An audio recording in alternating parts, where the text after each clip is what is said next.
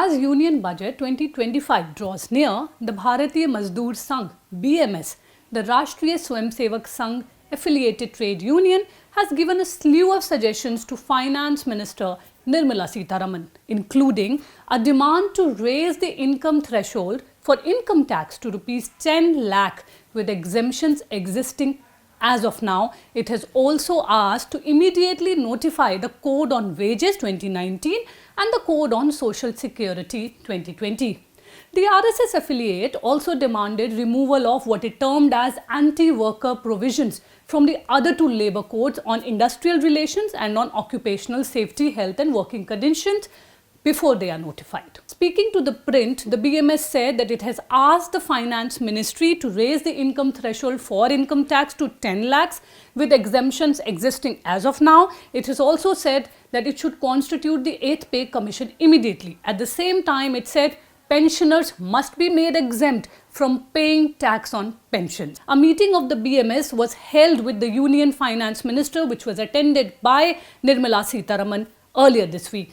The 4 labour codes were passed by the Parliament between 2019 and 2020 to reform the labour market, facilitate employment generation and give impetus to economic reforms and ensure the welfare of unorganised sector workers. However, they have not yet been rolled out and notified by the government. Labour is part of the concurrent list and states as well as the centre have to notify the rules under their respective jurisdictions.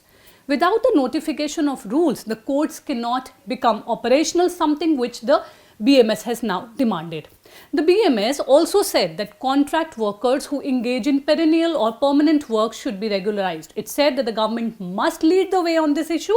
Weekly offs should be provided for contract workers also. It also pointed out the same should also apply to payment for bonuses too.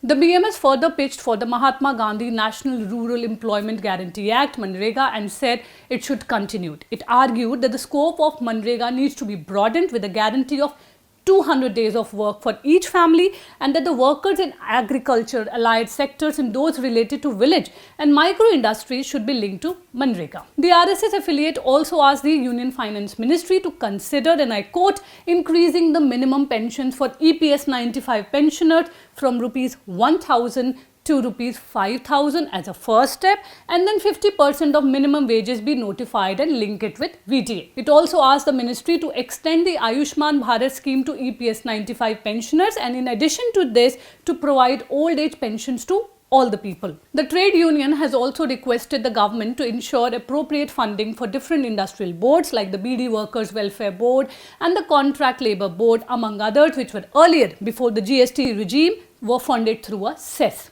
It also asked for special packages for labour-intensive sectors like plantation, agriculture and fisheries and said new generation workers in the platform economy should be provided with special packages.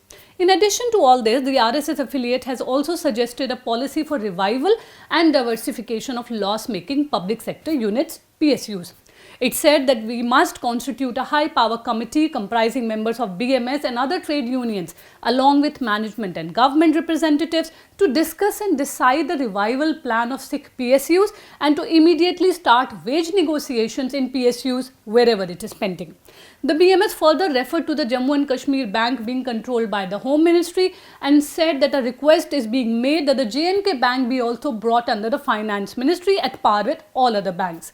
The trade union also said wages of daily wagers which have been pending for 40 to 60 months should be addressed through a special assistance as far as JNK is concerned. This is all I have for you now. Please do keep watching The Print.